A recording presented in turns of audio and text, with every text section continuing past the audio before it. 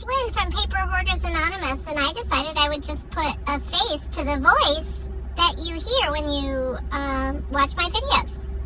Well, not exactly my face or my voice, but it is me, it is Lynn, and I am glad that you have decided to watch another tutorial video, and I hope you enjoy it. It was not a perfect one, but I hope you enjoy it. So I recently learned how to do something called iris folding, and this is just one pattern example of iris folding, which is basically folded papers placed on a pattern. And this would be an example of the pattern that would result in this look. It might look complicated, but the process itself is actually quite simple and actually quite enjoyable. And today I figured I would try and do a video showing you basically how to do it. I by no means call myself an expert. I think this was my second one. But one thing I want to show is that you can download the patterns, or you could create your own pattern with a pen, ruler, and a piece of paper. But you do need a pattern as far as precision and consistency goes. So I'm going to try and show you how to do that. The other thing that I'm going to do that I didn't do with this one I used 4 different pieces of scrapbook paper, and I like it a lot, but I thought, well, what about using maybe a nice catalog and pulling some of the different patterns out of some of these pictures. And so we're going to see what happens, because obviously you don't get the full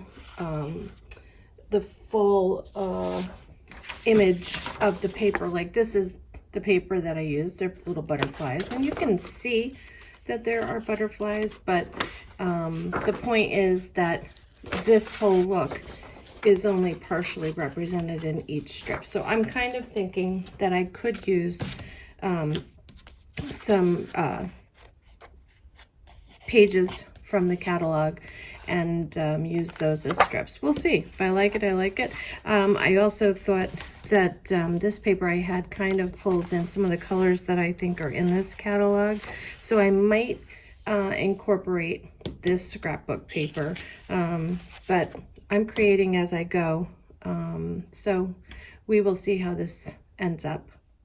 So to create this pattern, like I said, you need a ruler and I would say maybe a pencil and a pen. I'm not sure about the pencil. I really didn't use one. But technically you should only have to maybe do this once. And the reason why is when you're doing this, and I'll show you the back again in a moment, but when you're doing this folding, the pattern does not become part of your finished product. So the point being, you can reuse this. If you can see, I have some glue, maybe not, but I have some glue specks on here. So what I'm probably going to do is photocopy this a couple of times, so that if this really gets grungy or messy, I'll have backup. So you really only have to create the pattern once. And I'm going to try and show you how to do this. So this is a 5-inch square. So you're going to actually start out with a piece of paper. I'm actually using a mat that has measurements on it, which is really quite helpful. So I'm going to go ahead and I'm going to mark off. This piece of paper is just a scrap paper. I actually would use an 8.5 by 11 so that you have more space around your pattern, but this is the piece that I have. So I'm just going to use it. So I'm going to do 5-inch 5-inch square.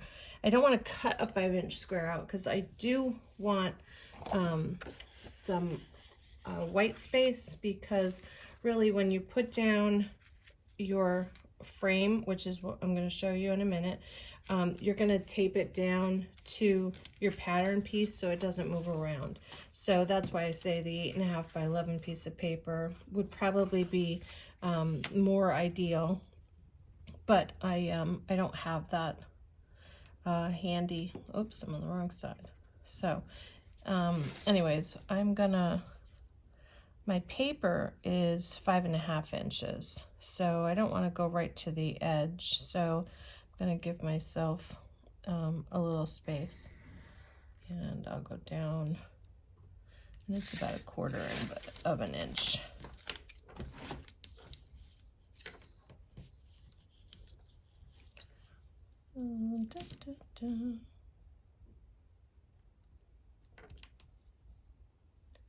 I'm sure some people are going to cringe with my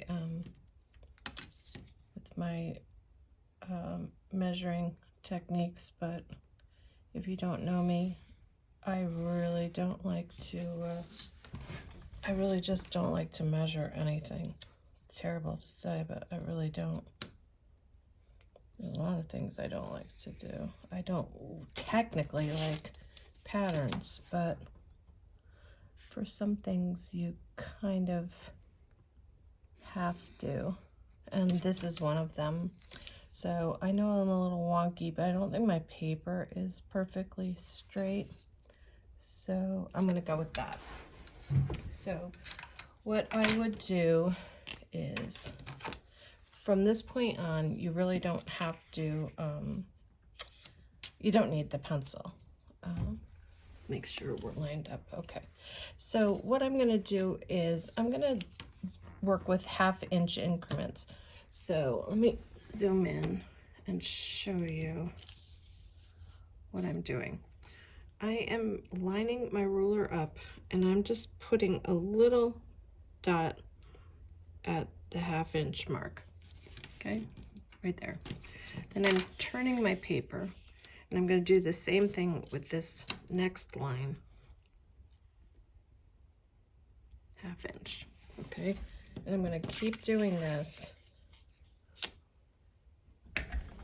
with every new line. So 4 times 1/2 inch. And then what I'm going to do is I'm going to connect my dots. So I'm going to connect,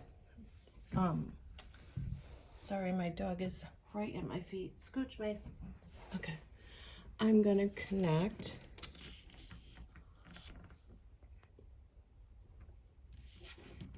Can we see it? Oh goodness gracious, I tell you, it's never easy. Okay, I'm going to connect that dot with that dot.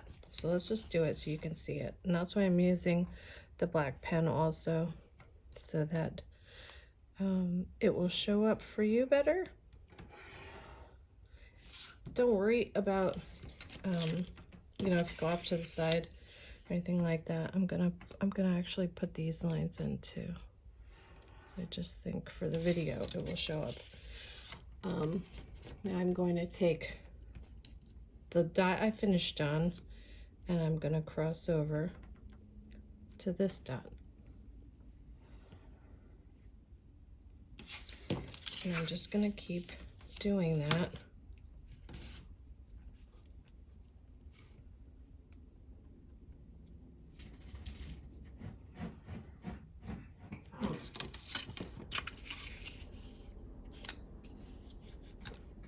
All the way around. And I'm going to turn my paper on that last one, and I'm going to start with the next, that top line. And again, I'm going to line my ruler up. I'm going to find a 1/2 inch point, turn my paper, and do the same thing with this new line.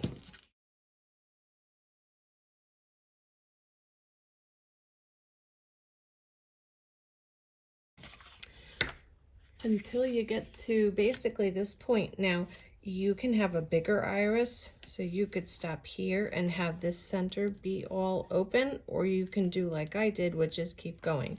The numbers are important in that they are there to help you remember the order that you're going in. So you pick what you would call the top of your pattern, and you would label that first. Now you're thinking triangles, okay? Sections. So your first triangle would be number 1.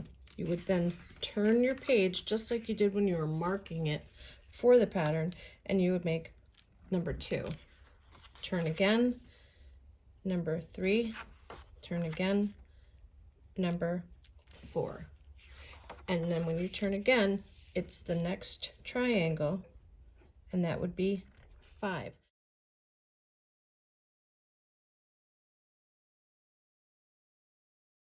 So you're going to keep going until you have your finished pattern. You can also make these sections as wide or as narrow as you want. You don't have to do a 1/2 inch. You could do 3/4 of an inch. You could do 1 1/4 inches. I wouldn't go too small because of the next step, which is folding your strips. So in this case, I know mine are 1/2 inch, so I'm actually going to make my paper strips 1 inch. So I went through the catalog, and I tore out some pages that just sort of had similar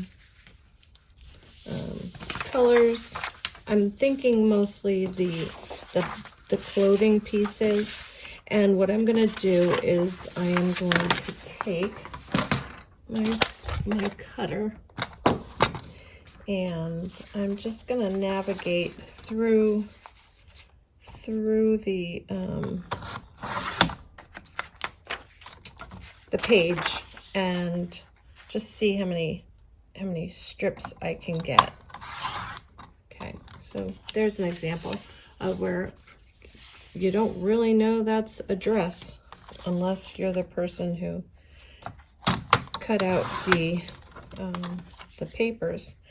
And one thing that I am going to avoid are faces. I don't want anything like that. If I thought that the jewelry was going to look like jewelry in my strip, I probably wouldn't use that piece, but like I don't want a hand. So I'll put it off to the side, but I don't want a hand, I don't want arms, I don't want feet. So I will work around that.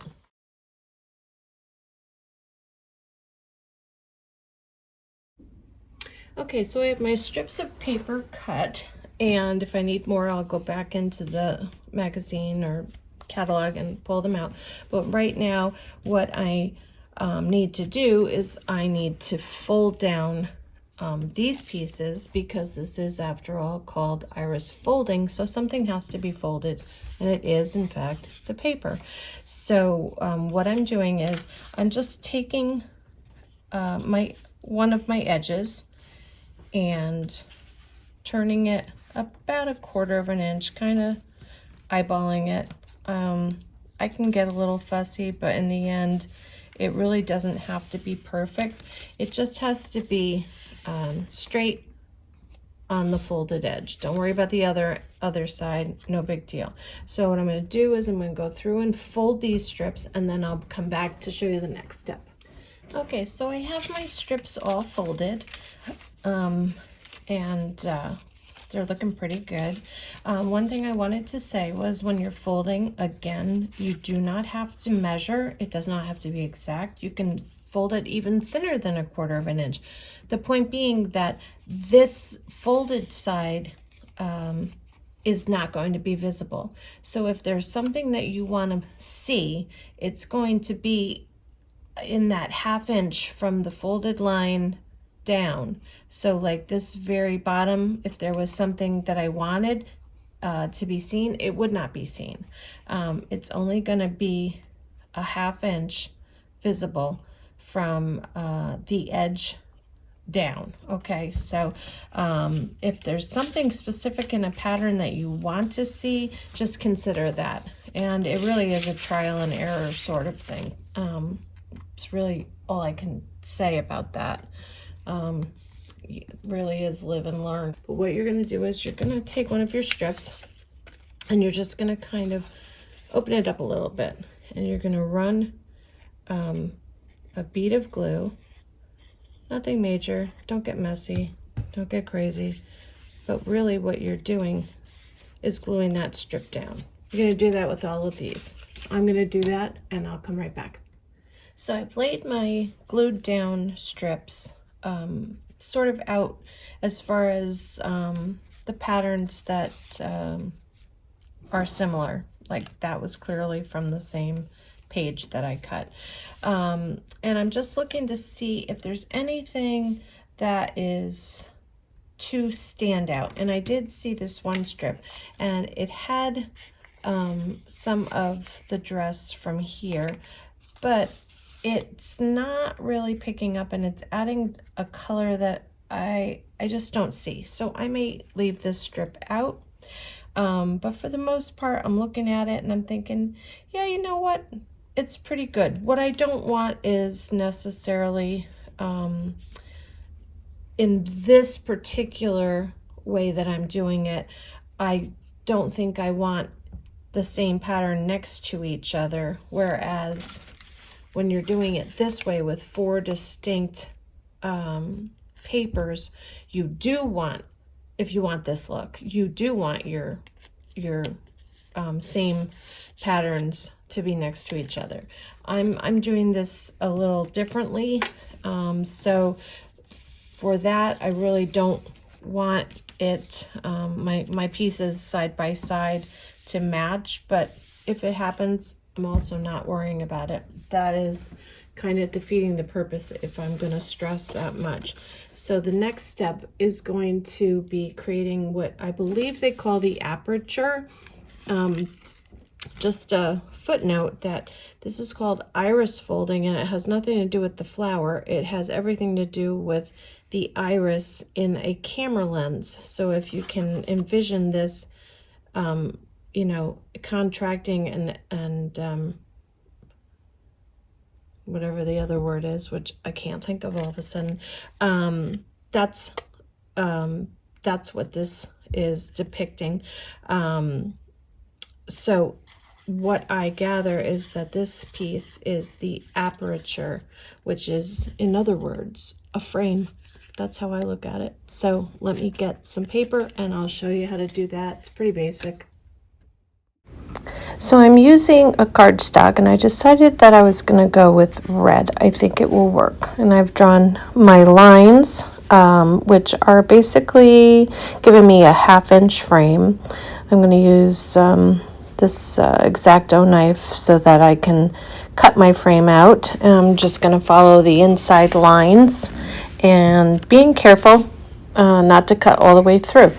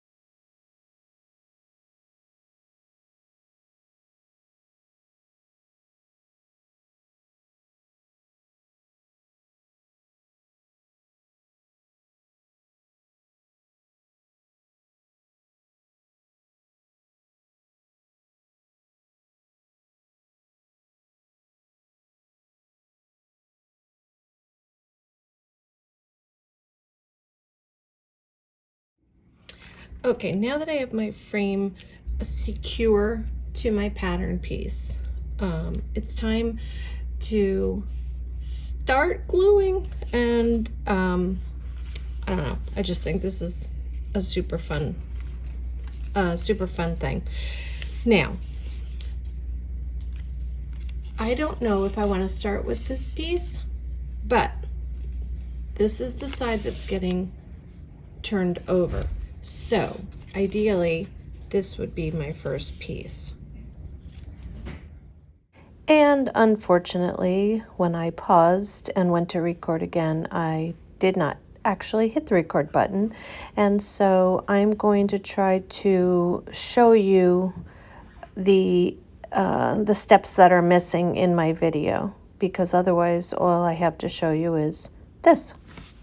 So what I will show you is this. Assuming that all the other squares are in here, this is basically what you're looking at with your frame. The framed piece over. You saw that part, thank goodness. So then what you're gonna do is you're just gonna run some glue along the edge of where number 1 is, and you're going to take one of your folded pieces of paper and you're going to line it up with this line, and you want to make sure that full line is covered. So from there all the way down to here. Okay, so when you do that, you know that you can cut your paper right about there.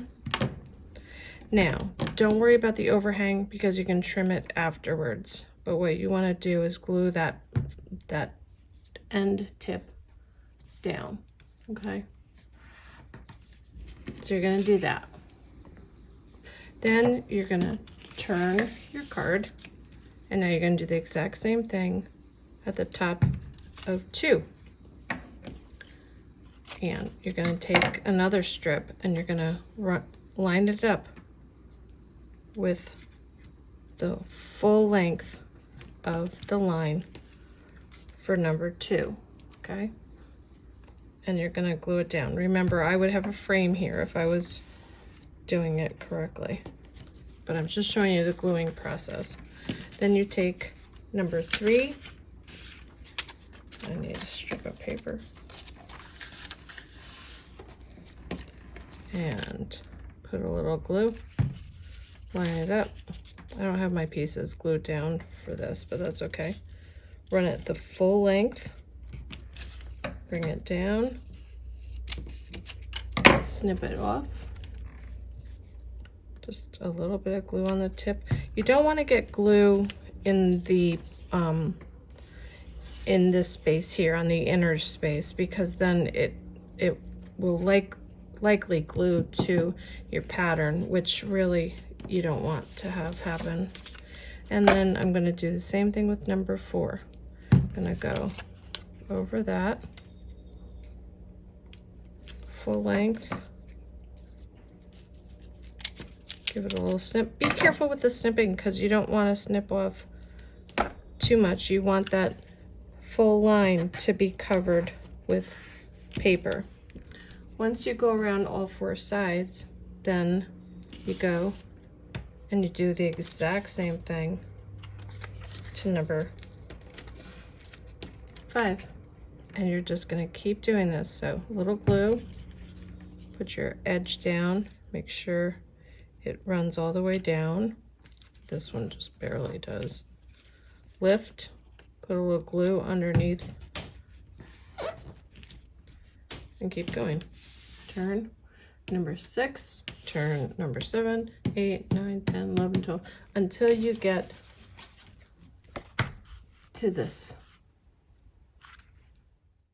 So I'm agonizing over the fact that I did not have this process in video, but the previous clip was intended to show you at least the gluing process that was missing, and I posted twice to make sure you knew and reminded you that you're gluing directly onto the frame, not onto the pattern. So as long as you follow those directions, you should be good, and get to this point yourself.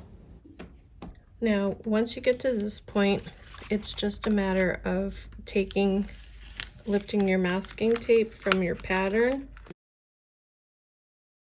Don't be surprised if you do end up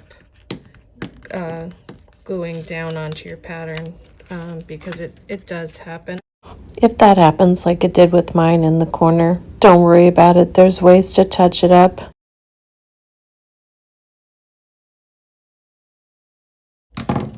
So now I'm going to flip it, and except for this corner up here, which is okay, I think it turned out great. I could always go over it with some ink or some crayon or something like that, but I think it looks great. Don't look at this part here, and hey, perfectamundo. And again, these were pages from a catalog. So keep an open mind and just give it a try. It's paper and glue and a little bit of time. So if it really screws up that much and you don't like it, you can always start over. Oh, as far as the center goes, you could take, you could leave it blank, or you could put something behind it, something dark. This pattern doesn't work, but you could put a contrasting pattern. You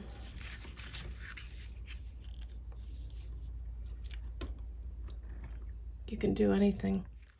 So despite my terrible recording of this tutorial, I hope that you found yourself inspired to give this a try.